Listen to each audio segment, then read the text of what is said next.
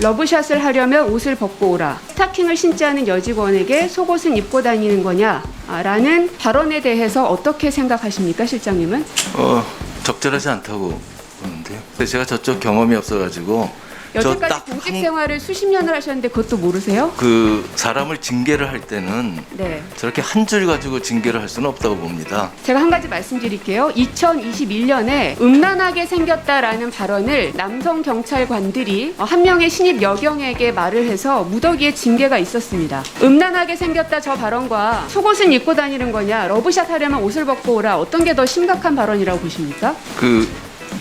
오래 생각할 질문은 아닌 것 같은데요. 그냥 따님께서 저 말을 들었을 때 어떻게 생각하시, 그냥 아주 즉자적으로 생각할 수 있는 겁니다. 먼저 저로 인해서 논란의 중심에 서 있고, 그다음에 여러 국민들께서 염려하고 그다음에 우려하시는 부분에 대해 충분히 제가 느끼고 있습니다. 더 잘하라는 의미로 받아들이고 불쾌감을 느꼈다면 그거는 당연히 제가 사과를 드려야 맞다고 생각합니다. 그래서 그 점에 대해서 먼저 사과를 드리겠습니다. 다음은 고민정 의원님 질의해 주시기 바랍니다. 네, 실장님, 이제는 개인의 시간은 없어지고 이제 국가의 시간만 있을 겁니다. 앞으로 고생이 많으실 텐데 건강관리 잘 하시길 바라겠습니다. 그 대통령실에서 총무비서관의 역할을 아까 인력과 비용 관리라고 말씀하셨죠? 예, 행정관 인사와 교육도 책임지고 있는 거 맞죠? 교육 네. 훈련들은 하고 있죠. 그러니까 비서관실 그러니까 대통령실 안에서 모든 살림을 맡고 있는 곳이 이제 총무비서관이 해야 될 역할인 것은 아까 이제 실장님도 말씀을 하셨습니다. 공무원들을 상대로 해서 성폭력 예방 교육은 진행되고 있잖아요. 그러면 대통령실에서도 역시 진행하실 거죠? 예. 이거 누가 주관합니까? 이건 아무래도 그 총무비서관에서 합니다. 교육훈련 총무에서 해야겠죠. 예. 네.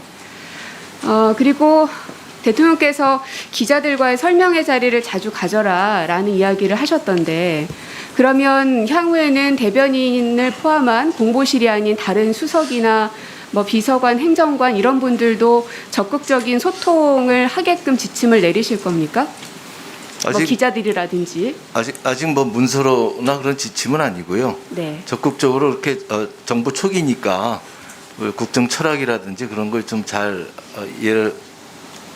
말을 해라 뭐 그런. 네. 그렇게 되면 식사하면서 그런 건 있었어요. 아무래도 뭐 낮이든 밤이든 식사하면서 술 한잔도 하면서 차도 마시면서 뭐 이런 자리들이 있겠죠.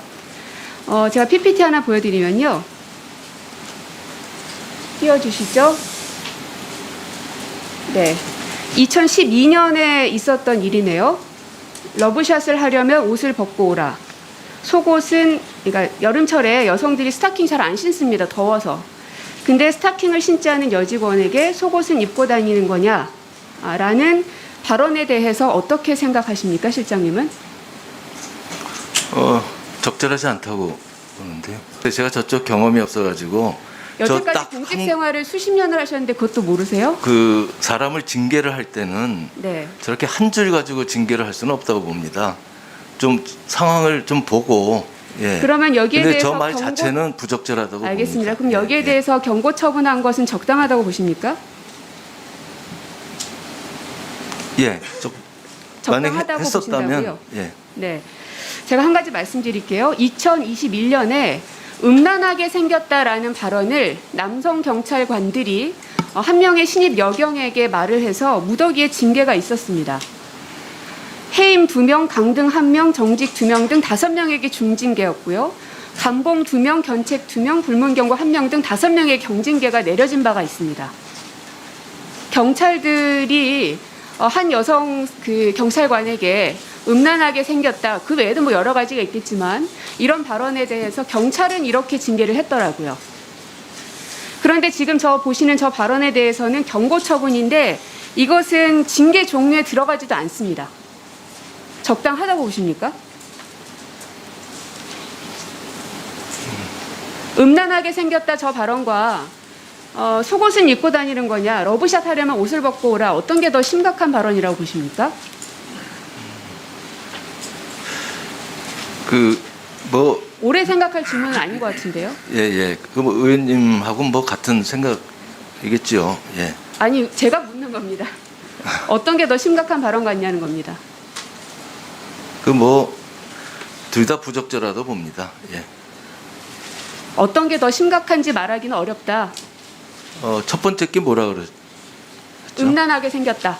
음란하게 생겼다. 네. 두 번째 그것과 지금 보시는 저 발언과 어떤 게 더 심각하냐고요. 그냥 따님께서 저 말을 들었을 때 어떻게 생각하시 그냥 아주 즉자적으로 생각할 수 있는 겁니다. 글쎄 음란하게 생겼다고도 아주 부적절한 표현 같고 옷을 입고 다니는 거냐? 이것도 좀 예.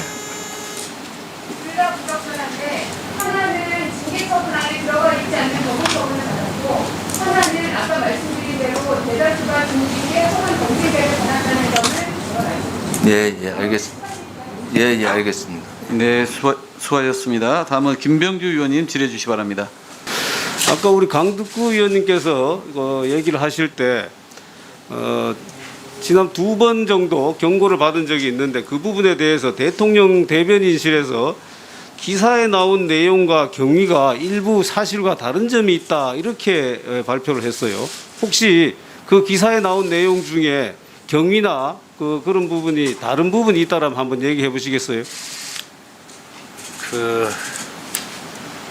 먼저 저로 인해서 마이크 좀 올리십시오. 가까이. 먼저 저로 인해서 이런 논란이 제가 논란의 중심에 서 있고 그다음에 여러 국민들께서 염려하고 그다음에 우려하시는 부분에 대해서 충분히 제가 느끼고 있습니다.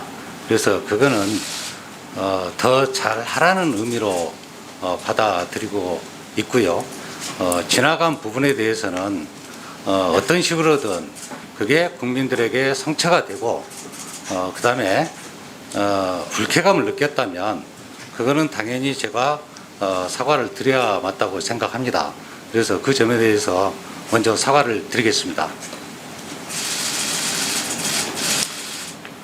예, 그다음에 의원님께서 말씀하신 그 사실과 다른 부분이 있다라는 부분은 그 점에 대해서 사실은 첫 번째는 제가 조사를 받은 적도 없습니다.